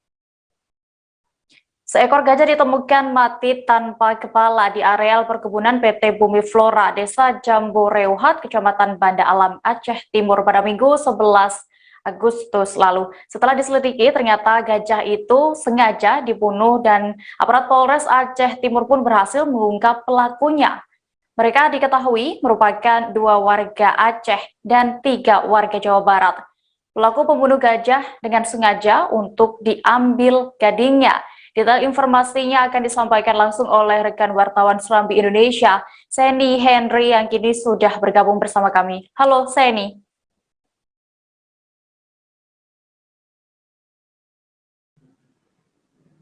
Halo Seni. Halo Mbak. Ya, Seni, bisa Anda informasikan detail bagaimana kronologis awal penemuan bangkai gajah mati tanpa kepala di Aceh Timur ini? Iya Mbak, terima kasih. Dapat kami laporkan bahwa penemuan bangkai gajah tanpa kepala ini pertama kali ditemukan oleh seorang karyawan perkebunan sawit, di mana beliau saat pergi memanen sawit kemudian menemukan gajah dalam kondisi sudah tidak memiliki kepala, yaitu peristiwa itu pertama kali ditemukan oleh karyawan pada Minggu 11 Juli 2021 lalu. Kemudian karyawan tersebut menemukan bangkai gajah tanpa kepala, kemudian karyawan ini melaporkan kepada seorang Babinsa dari Koramil Kecamatan Banda Alam. Kemudian Babinsa ini juga mengecek ke lokasi, dan benar ketika Babinsa tiba di lokasi menemukan bahwa bangkai gajah sudah tidak memiliki kepala dengan bekas terpotong di bagian leher. Begitu, Dea. Iya, lalu pasca ditemukannya bangkai gajah ini pada Juli lalu ya, apa yang kemudian dilakukan oleh kepolisian Resort Aceh Timur? Ya, pasca ditemukannya bangkai gajah tanpa kepala, kemudian Polres Aceh Timur khususnya melalui Satuan Reskrim Polres Aceh Timur bersama tim Balai Konservasi Sumber Daya Alam Aceh, juga bersama Balai Gakum LHK Wilayah Sumatera, termasuk bersama Forum Konservasi Loser, petugas polisi dan TNI dari Koramil Kecamatan Banda Alam bersama-sama turun ke lokasi untuk melakukan olah TKP dan melakukan nekropsi terhadap bangkai gajah tersebut. Dari hasil nekropsi, tim menemukan bahwa belalai gajah yang sudah dipotong itu berjarak 10 meter dari bangkai gajah. Selain itu, tim dari BKSDA dan Polres tidak menemukan kepala gajah waktu itu. Diduga kepala gajah ini sudah diamankan oleh pelaku. Kemudian hasil nekropsi dari tim dokter hewan BKSDA Aceh juga diketahui bangkai gajah ini berjenis kelamin jantan yang diperkirakan berusia 12 tahun. Kemudian tim BKSDA dan tim Polres Aceh Timur menduga kematian gajah ini diduga karena racun, karena di dalam lambung gajah itu ditemukan 2 bungkus yang diduga racun. Dalam nekropsi itu tim juga mengambil sejumlah sampel dari bangkai gajah berupa isi lambung, cairan lambung, dan bungkusan benda asing yang ditemukan dari dalam lambung untuk dikirim ke pusat laboratorium forensik untuk diuji. Begitu, Dea. Iya, lalu saat ini, Seni, apakah para pelaku ini sudah ditetapkan sebagai tersangka, lalu mereka dijerat pasal apa dan akan terancam berapa tahun kurungan? Oke, dapat saya laporkan bahwa kemudian polisi melakukan penyelidikan sehingga berhasil menangkap 5 pelaku dalam kasus pembunuhan gajah ini. Jadi dari 5 pelaku, 2 warga Aceh, yaitu satu orang sebagai pelaku utama, sebagai pembunuh, dan satu orang sebagai pembeli pertama dari pelaku berinisial EM, yaitu warga Kabupaten PD Jaya. Jadi pelaku EM ini pembeli pertama dari pelaku JN gading tersebut senilai Rp 10 juta. Kemudian dari EM gading gajah itu dijual kembali kepada pembeli kedua, yaitu SN senilai 24 juta. Gading ini dari Aceh ke Bogor dijual dengan cara dikirim melalui paket. Kemudian ternyata pelaku SN yang membeli 24 juta gading tadi juga sebelumnya sudah pernah membeli 4 kali gading kepada pelaku pembeli pertama di Aceh. Selain 4 kali membeli gading, dia SN juga pernah membeli 1 kali tulang harimau dan 1 kali membeli kulit harimau. Artinya antara pembeli SN dengan EM ini sudah pernah 6 kali transaksi satwa dilindungi. Kemudian dari pelaku SN ini dijual kembali gading gajah itu kepada JF di Kabupaten Bekasi, Jawa Barat senilai 24,5 juta. Kemudian dari JF dijual lagi kepada pengrajin, pembeli terakhir, pembeli keempat, yaitu RN di Kabupaten Bekasi senilai 30 juta. Jadi dalam kasus ini polisi menangkap 5 pelaku, 2 warga Aceh, 3 warga Jawa Barat. Kemudian 1 pelaku utama yang ikut membunuh masih ditetapkan sebagai DPO, dia. Ya. Kemudian para pelaku ini dijerat dengan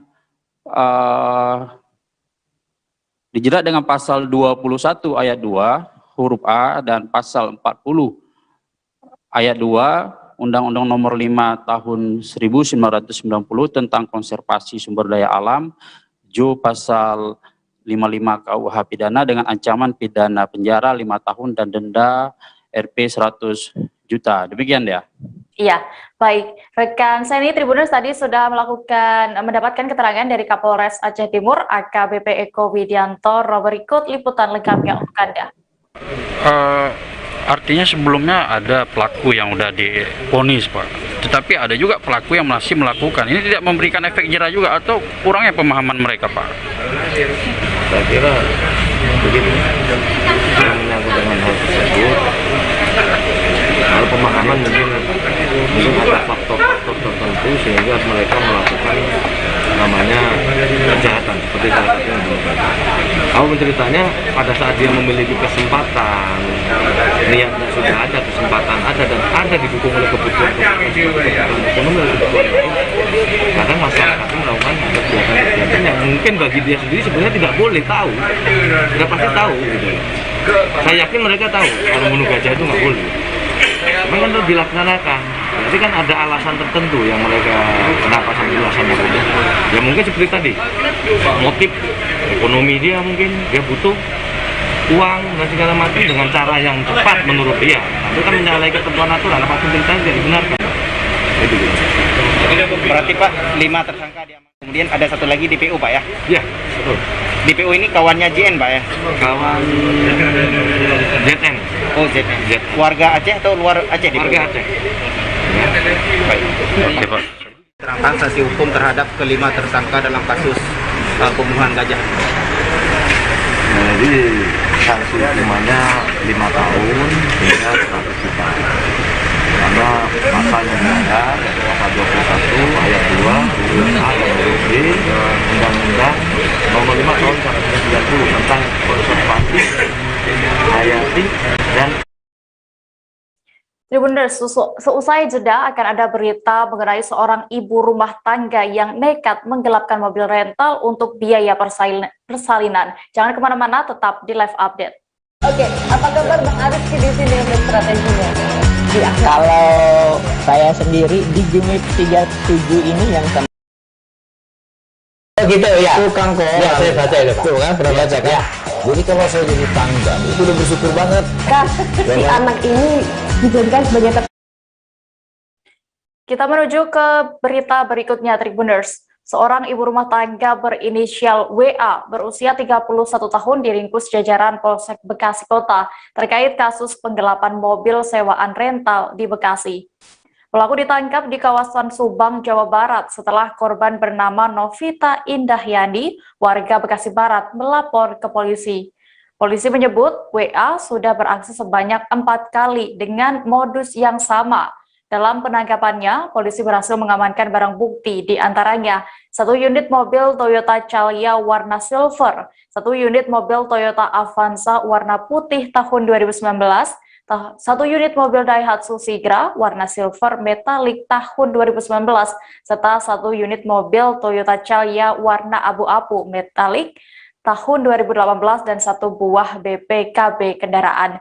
Kabar selengkapnya akan disampaikan rekan wartawan dari Tribun Jakarta, Yusuf Bahtiar, yang kini sudah terhubung bersama kami. Halo Yusuf. Halo, selamat siang Mita. Iya, Yusuf, bisa Anda informasikan bagaimana kronologis kasus penggelapan mobil rental ini? Baik Tribuners, selamat siang. Kasus penipuan yang dilakukan oleh tersangka WA pertama kali dilaporkan oleh korban Novita Indahyani, warga Bekasi Barat. Setelah itu dia melapor ke Polsek Bekasi Barat. Jajaran Polsek Bekasi Barat langsung melakukan penyelidikan.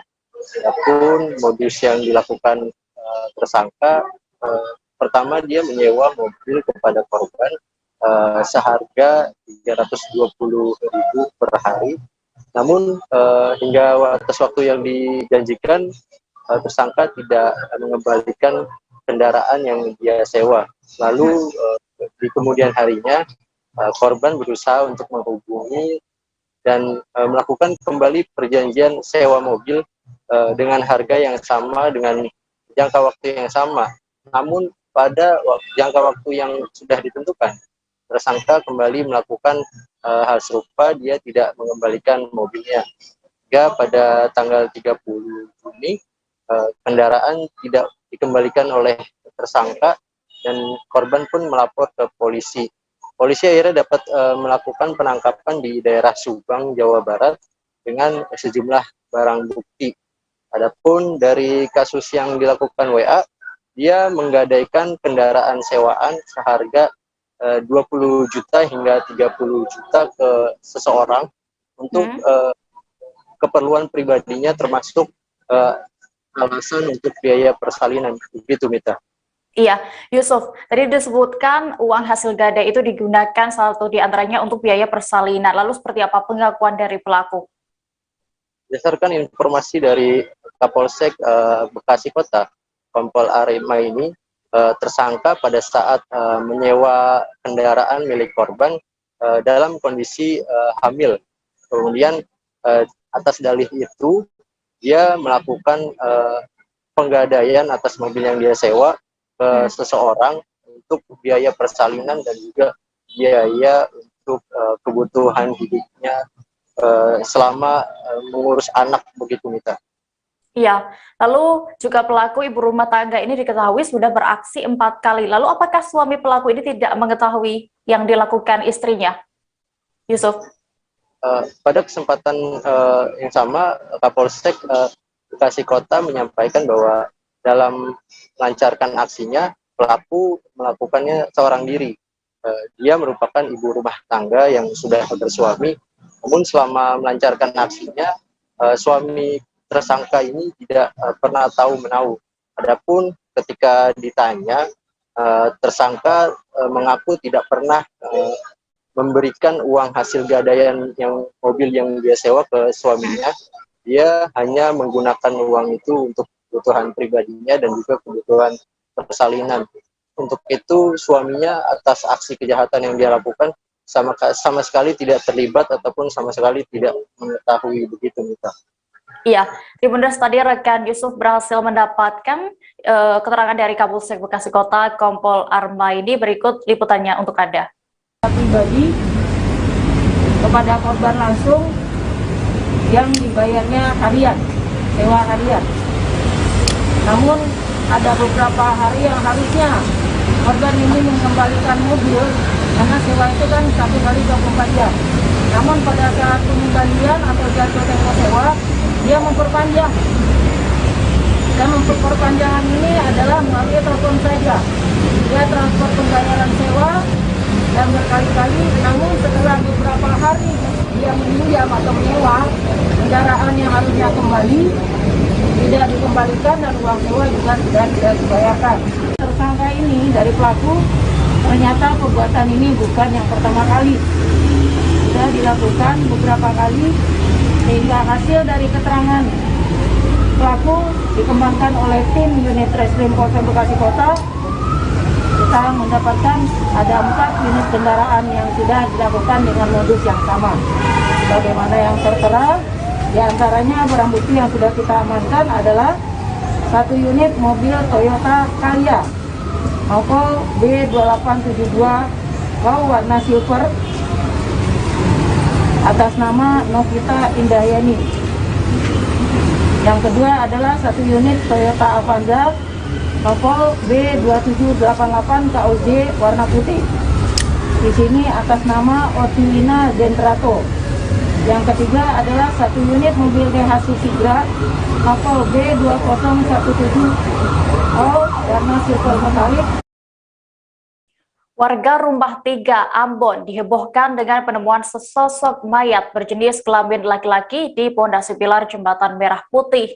Pantauan tribunambon.com di lokasi tampak mayat dengan pakaian berwarna hitam tergeletak dengan posisi telungkup. Sebanyak 8 unit speedboat dikerahkan untuk mengevakuasi mayat itu. Proses evakuasi berlangsung cukup sulit lantaran tingginya pondasi pilar CMP mencapai 3 meter. Setelah berhasil dievakuasi, mayat itu kemudian dibawa ke Rumah Sakit Bayangkara Polda Maluku untuk proses identifikasi. Informasi lengkapnya akan disampaikan oleh rekan jurnalis Tribun Ambon, Dedi Aziz, yang kini sudah tersambung bersama kami. Halo, Dedi. Ya, halo rekan Dea. Ya, jadi bisa Anda informasikan lebih detailnya bagaimana kronologi penemuan mayat ini? Ya, baik. Terima kasih rekan Dea. Untuk penemuan mayat di kawasan Rumah 3 Kota Ambon itu awalnya ditemukan oleh seorang pendayung perahu bernama Ecol, pria berusia 54 tahun. Tepat pukul 11 waktu Indonesia Timur, Ecol seperti biasanya mendayung perahu menyeberangi Ambon. Nah, ketika dia dia melihat sesosok mayat yang sudah terbaring di atas pilar fondasi Jembatan Merah Putih dengan kondisi bersimbah darah. Kemudian Ecol melaporkan kepada warga sekitar untuk selanjutnya dilaporkan kepada pihak kepolisian setempat. Seperti itu, Dea. Ya, lalu apa kendala selama proses evakuasi mayat ini? Ya, seperti yang tadi sudah rekan Dea sampaikan bahwa kendala dalam mengevakuasi jenazah tersebut karena memang hujan yang terus mengguyur Kota Ambon. Selain itu juga tingginya pilar dari permukaan air laut sudah mencapai 3 meter, sehingga menyulitkan petugas kepolisian maupun TNI untuk mengevakuasi tersebut. Ditambah lagi memang gelombang air laut yang tidak dapat diprediksi membuat petugas kesulitan dalam mengevakuasi mayat tersebut. Iya. Begitu rekan Dea. Saat ini sudah diketahui identitas dari mayat tersebut, Dedi? Ya, terkait identitas dari mayat tersebut, baru saja kami mendapatkan informasi bahwa mayat tersebut berhasil diidentifikasi. Mayat berjenis kelamin laki-laki tersebut adalah seorang pemuda berusia 20 tahun bernama Firman atau yang biasa dipanggil disapa Latole di kawasan rumahnya di kawasan Waiheru Ambon. Seperti itu, Dea. Iya, lalu setelah ini kasus penemuan mayat ini, langkah apa yang diambil kepolisian? Ya, terkait informasi terakhir yang kami himpun, saat ini kepolisian telah berhasil meringkus 2 pelaku pembunuhan dari kasus penemuan mayat tersebut. Nah, ternyata penemuan mayat ini merupakan kasus pembunuhan yang dilakukan oleh sahabat korban sendiri. 1 hari sebelum ditemukannya mayat korban, menurut keterangan ibunda korban, korban izin untuk bermain bersama temannya. Mereka menenggak minuman keras di atas jembatan Merah Putih, lalu kemudian terjadi cekcok antara Firman, si korban, dan 2 orang temannya. Lalu kemudian karena di bawah pengaruh minuman keras, kedua temannya ini melemparkan Firman dari atas jembatan Merah Putih, sehingga Firman terjatuh dan terbentur kepada fondasi pilar jembatan Merah Putih. Seperti itu, Dea. Ya, baik, terima kasih rekan Dedi Azin melaporkan dari Ambon. Selamat kembali bertugas. Beralih ke informasi berikutnya. 2 orang kawanan pelaku pencurian spesialis kursi antik berbahan dasar kayu jati berhasil diciduk jajaran Polsek Tanjung Senang. Kedua pelaku yakni Yogi berusia 24 tahun, warga Natar, Lampung Selatan, dan Anggi berusia 32 tahun, warga Jati Agung, Lampung Selatan.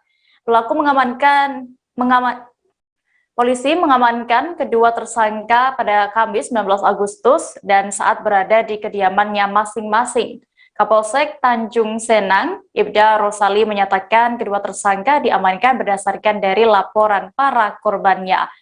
Informasi lengkapnya akan disampaikan oleh rekan jurnalis Tribun Lampung, Indra Simanjuntak, yang kini sudah tersambung bersama kami. Halo Indra. Ya, halo Dea. Indra, bisa Anda ceritakan, informasikan bagaimana sebenarnya modus pelaku pencurian kursi antik jati ini? Ya, baik Dea, bisa saya sampaikan. Modus kedua pelaku merupakan ojek online, di mana mereka melakukan survei atau pemetaan itu di siang hari. Selanjutnya pada malam hari, kedua kawanan ini menyambangi lokasi rumah korban atau yang sudah disurvei sebelumnya. Baik Dea. Oke, lalu sejak kapan pelaku ini sebenarnya sudah melakukan pencurian ini? Ya, baik Dea.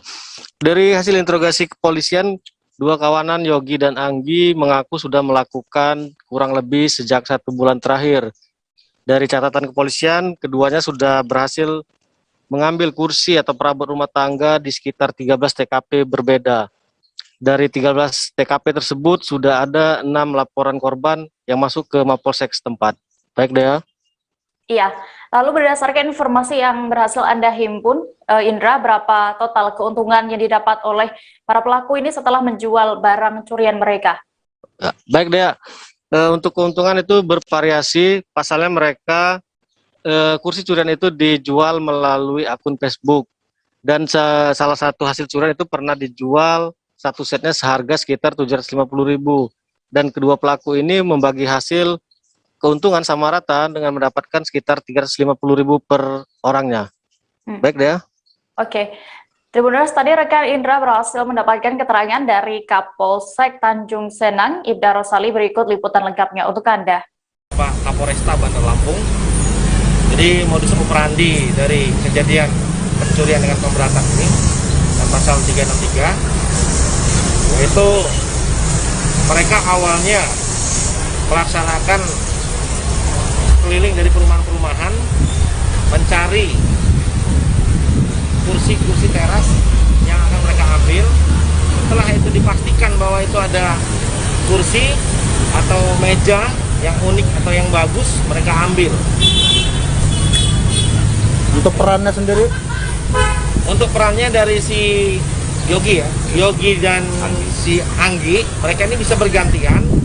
Satu nunggu di motor, yang satunya lompat pagar untuk mengambil kursi tersebut. Bisa juga bergantian. Dari pemeriksaan sendiri sudah berapa TKP nih? Dari pemeriksaan yang sudah kita lakukan sudah ada 13 TKP.